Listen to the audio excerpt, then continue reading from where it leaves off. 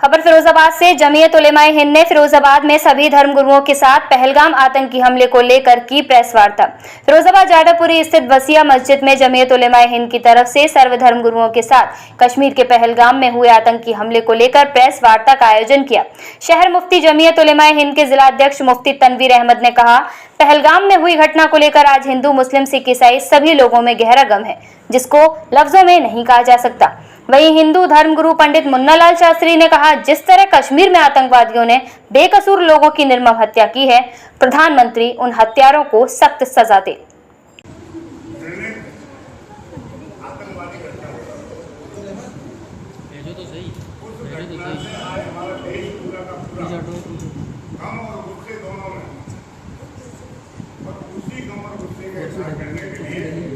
हमारे सम्मानित उलमाओं ने, हमारे जानी जी ने, हमारे बड़ी जी ने, हमारे समाज सेवी मुफ्ती अहमदुल्लाह ने और मैं बटनगर जो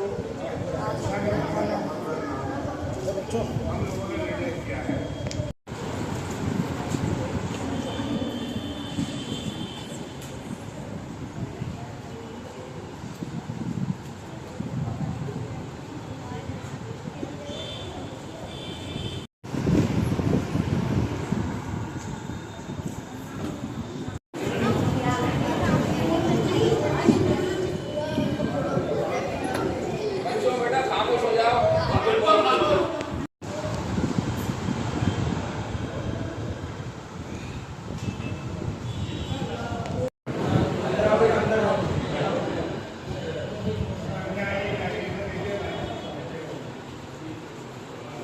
इस मौके पर क्या कहना चाहेंगे?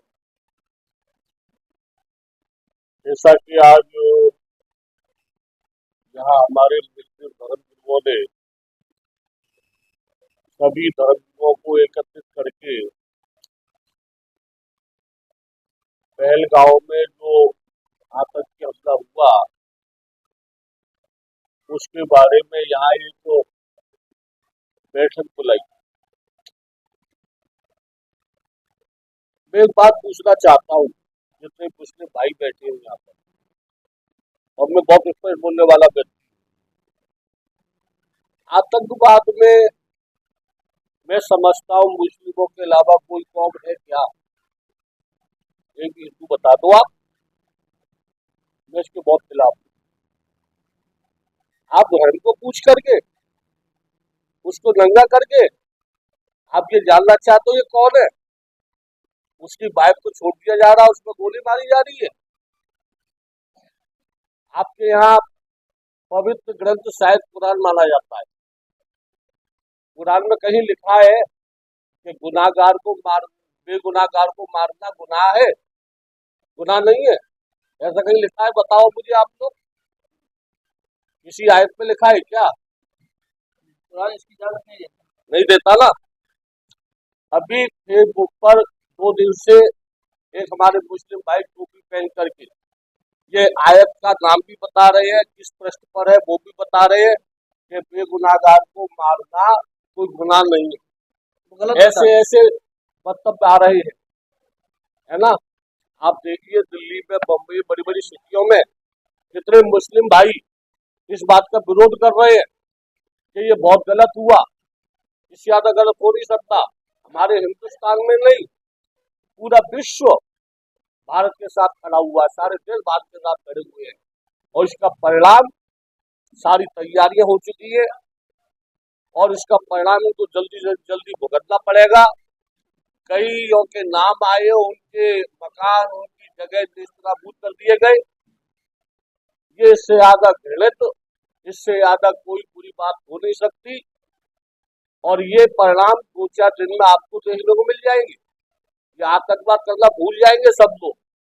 कितना आक्रोश है लोगों में, चाहे कोई भी हो।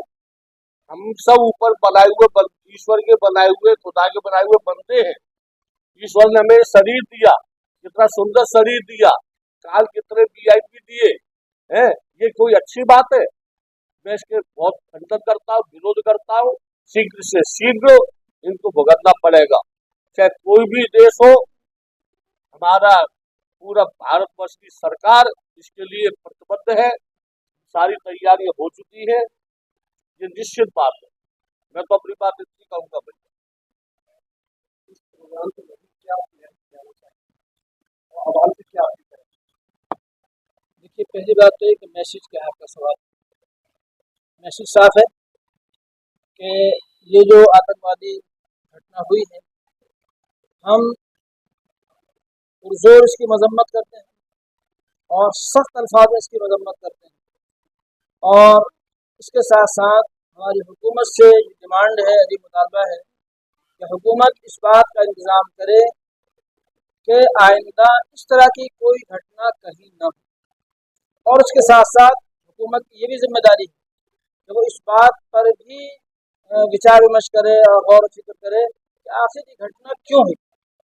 जाहिर बात है, कश्मीर जो है वो एक सेंसिटिव इलाका है, बहुत हसास इलाका है। हम यहाँ देखते हैं, हमारे फिरोजाबाद में एक छोटा सा पार्क है, गांधी पार्क। वहाँ सुबह 100, 150, 200, 250 लोग घूमने के लिए जाते हैं।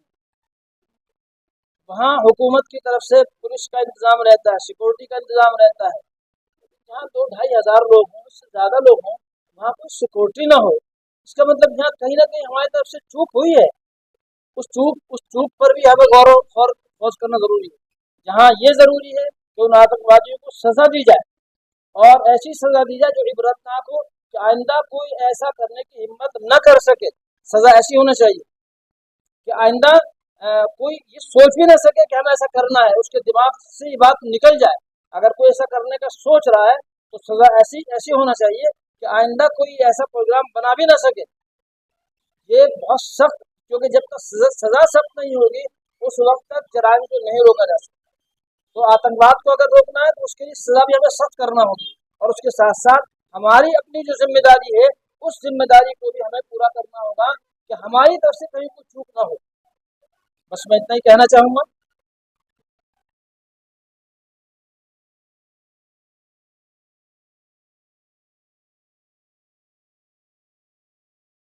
आज सब समाज यहाँ एकत्रित हुआ है। जैसे कि पूरे भारतवर्ष को पता है कि एक हफ्ते पहले ये पहलगाम के अंदर जो आतंकी हमला हुआ है, उसके विरोध में यहाँ आज प्रेस कॉन्फ्रेंस रखी गई है। जैसे कि आपको पता है कि निर्दोषों के जो 27 व्यक्ति हमारे परिवार के, जो हमारे देश के हैं, वो मारे गए हैं। आतंकवाद जो फैला है, देखिए उन्होंने निहत्ते व्यक्तियों के ऊपर अपना जोर दिया है। अगर मैं समझता हूँ, अगर उनमें ही इतनी ताकत है आतंकवादियों पे, जो हमारे देश की सेना है, आप उनसे 2-2 हाथ करके देखें तब आपको पता कर देगी कि सेना हमारी कितनी ताकतवर है। आप निहत्तों पे अपना बल दिखाकर, निहत्तों पे पीछे से वार कर उसमें 2 फौजी भाई थे। उन फौजी भाई की एक की हाइट 6 फुट 2 इंच थी। उनको ये पता था अगर हम इसको आगे से वार करेंगे तो ये हमको लेके डूबेगा, बट उसको पीछे से उनको मारा गया। इतनी कायरना हरकत की है आतंकवादियों ने। आज हम लोग पूरा देश रोष पे है, और जिन परिवारों के मेंबर आज संसार से चले गए हैं, शहीद हुए हैं, आज हमारा पूरा समाज, पूरा देश उनके साथ में संवेदना रखता है, दुख प्रकट करता है। मैं आपके चैनल के माध्यम से सरकार को यही कहना चाहता हूँ, 144 करोड़ से ज़्यादा संख्या अपने देश की है, आज आपके साथ में है।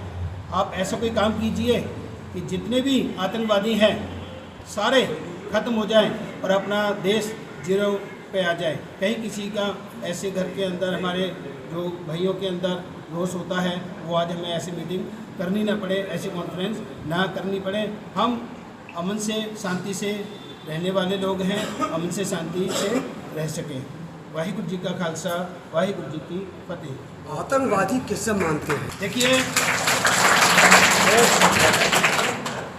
देखिए आतंकवाद का कोई मजहब नहीं होता है। पहला नंबर है, आतंकवाद वो है जिसके अंदर से बिल्कुल सारी चीज़ें खत्म हो चुकी है, मानवता खत्म हो चुकी है, प्रेम खत्म हो चुका है, उसको हम आतंकवाद कहते हैं। ज़्यादा शब्दों में ना कहते हुए, और भी हमारे बंधु हैं उनको भी विचार रखने हैं। आतंकवाद का कोई मजहब नहीं होता, ठीक है। वो ना तो किसी से प्रेम करता है, वो सिर्फ उसको आतंकवाद फैलाना होता है, शांति को भंग करना होता है। ये आतंकवाद की परिभाषा है। वाहिगुरू जी का खालसा, वाहिगुरू जी की फतेह।